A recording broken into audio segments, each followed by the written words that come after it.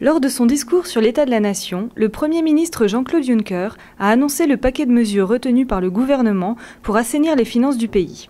Il a fait savoir que si rien n'était fait pour réduire les dettes de l'État, actuellement à 7,2 milliards d'euros, elles passeraient en 2014 à 17,8 milliards d'euros, soit 37,4% du PIB. Pour éviter cela, plusieurs mesures vont être mises en place, notamment la limitation de l'indexation à 2 fois le salaire minimum, la fin des allocations familiales pour les enfants de plus de 21 ans ou encore la division du remboursement des frais de route par 2. La Grèce est paralysée ce mercredi par une grève générale contre le plan d'austérité négocié par le gouvernement en échange d'un plan d'aide de 110 milliards d'euros sur 3 ans. Environ 25 000 personnes ont manifesté à la mi-journée à Athènes et environ 14 000 à Salonique dans le nord du pays.